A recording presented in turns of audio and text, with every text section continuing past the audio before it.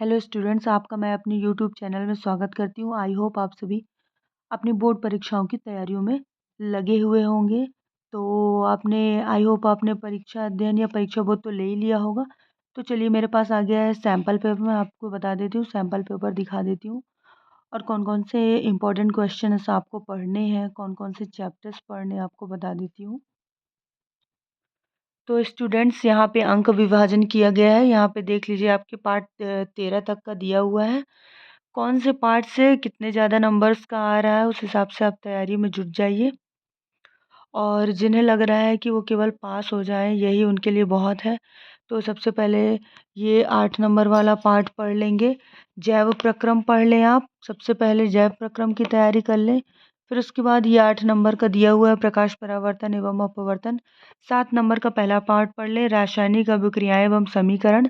फिर 6 नंबर का एक पार्ट और ले लें, जैसे कि अम्ल क्षार एवं लवण।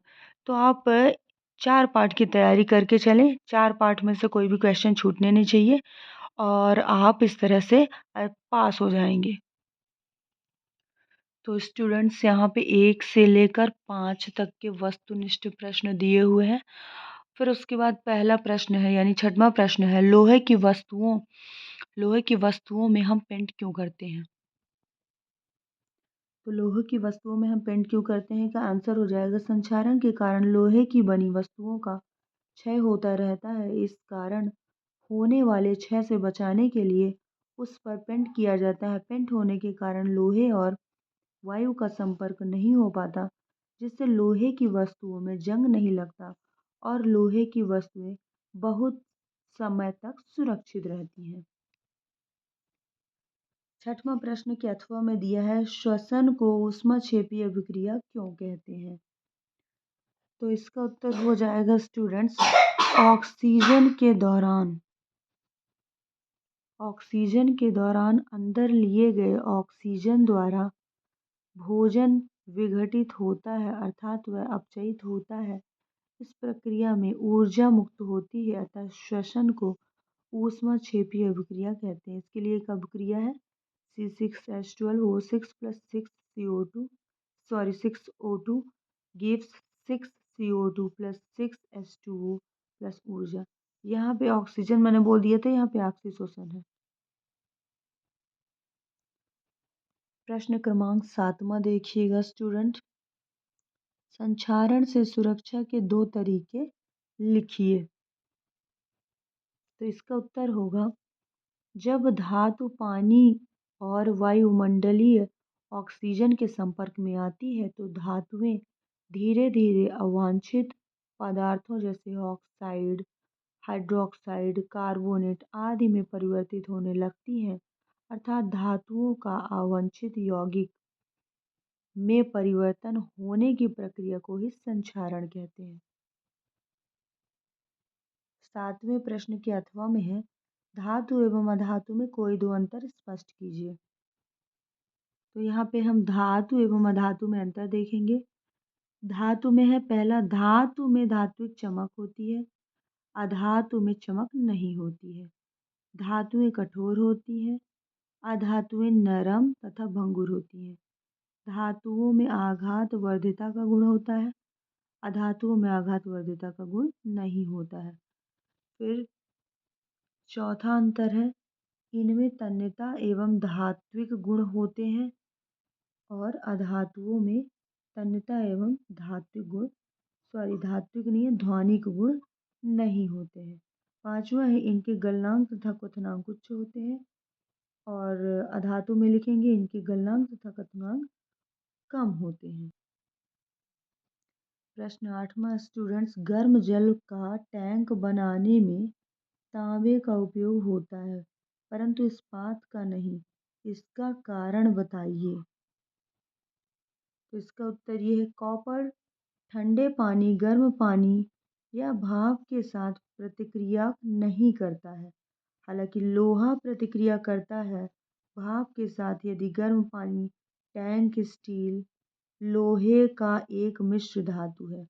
यह क्या है, स्टील लोहे का एक मिश्र धातु है से बने हैं, तो लोहा गर्म पानी से बने भाप के प्रतिक्रिया करेगा और धीरे धीरे उसे क्षय कर देगा। इसके लिए एक रासायनिक अभिक्रिया है 3Fe plus 4H2O gives Fe3O4 plus 4H2। 8वें क्वेश्चन के अथवा में है अपरूपता किसे कहते हैं, उदाहरण लिखिए। तो अपरूपता किसे कहते हैं, जब एक ही तत्व कई रूपों में मिलता है तो तत्व के इस गुण को अपरूपता कहते हैं। जब एक ही तत्व कई रूपों में मिलता है तो तत्व के इस गुण को अपरूपता कहते हैं और उसके विभिन्न रूपों को उस तत्व का धन संरचना अपरूप कहते हैं। इनके भौतिक व रासायनिक गुण में भिन्नता होती है। स्टूडेंट्स, 9वां प्रश्न है, हमारे शरीर में हीमोग्लोबिन की कमी के क्या परिणाम हो सकते हैं, जिसका उत्तर है रुधिर की औसत हीमोग्लोबिन मात्रा किसी भी लिंग में 14.5 ग्राम प्रति 100 ml रुधिर है। यदि हीमोग्लोबिन की मात्रा रुधिर में कम होती है, इसकी ऑक्सीजन की वहन क्षमता भी घट जाती है, अतः यह मानव में O2 की कमी के लक्षण दर्शाता है, जैसे सांस फूलना, जो कि अक्सर लोहे की कमी से हुए एनीमिया का पहला लक्षण है। स्टूडेंट्स, 9वां के अथवा में है स्वपोषी पोषण किसे कहते हैं, जिसका उत्तर है स्वपोषी पोषण। जो पौधे अपना भोजन स्वयं बनाते हैं वे स्वपोषी कहलाते हैं। जो पौधे अपना भोजन स्वयं बनाते हैं वे स्वपोषी कहलाते हैं, उदाहरण नीम, आम आदि। फिर इसके बाद एक आरेख बनाएंगे। पौधे दो तरह के होते हैं, एक होते हैं स्वपोषी, एक होते हैं परपोषी। परपोषी के प्रकार देखिए, परजीवी, मृतजीवी, सहजीवी, कीटभक्षी। प्रश्न 10वां है, जनन क्यों आवश्यक है, जिसका उत्तर है जनन जीवों की आधारीय विशेषता है। यह एक जैविक क्रिया है जिसमें अपने समान जीवों को उत्पन्न किया जाता है। जनन द्वारा ही जीवों के जातियों की निरंतरता बनी रहती है। जनन की अनुपस्थिति में जीवों का अस्तित्व खत्म हो जाएगा, अतः जनन जीवों के लिए अति आवश्यक है। 10वें प्रश्न के अथवा में है एक लिंगी पुष्प की परिभाषा कीजिए, जिसका उत्तर होगा जब पुष्प में पुष्पपुंकेसर या स्त्रीकेसर में कोई एक जननांग उपस्थित होता है तो उसे एक लिंगी पुष्प कहते हैं। प्रश्न 11वां है, मेंडल ने अपने प्रयोग के लिए मटर के पौधे का ही चयन क्यों किया, कोई दो कारण लिखिए। मेंडल ने अपने प्रयोग में मटर के पौधे का प्रयोग किया, जिसके दो कारण हैं। पहला है, मटर का पौधा एक वार्षिक है तथा अल्प विकसित जीवन चक्र है। जो मटर का पौधा है वो क्या है, एक वार्षिक है और इसका अल्प विकसित जीवन चक्र वाला यह पौधा है। पौधे आसानी से उगाए जा सकते हैं, मटर के पौधे आसानी से उगाए जा सकते हैं। इसके पुष्प द्विलिंगी होते हैं और स्वनिषेचन के कारण मटर के पौधे समयुग्मी होते हैं।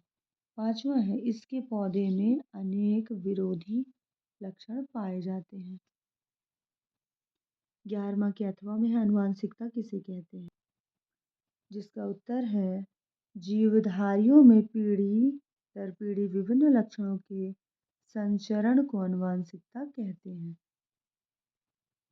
प्रश्न 12वां है, प्रकाश के परावर्तन के नियम लिखिए, जिसका उत्तर है परावर्तन के निम्नलिखित नियम हैं। पहला, आपतन कोण का मान सदैव परावर्तन कोण के बराबर होता है। दूसरा, आपतित किरण आपतन बिंदु पर अभिलंब तथा परावर्तित किरण सभी एक ही तल में स्थित होते हैं। 12वां प्रश्न के अथवा में आवर्धन को परिभाषित कीजिए।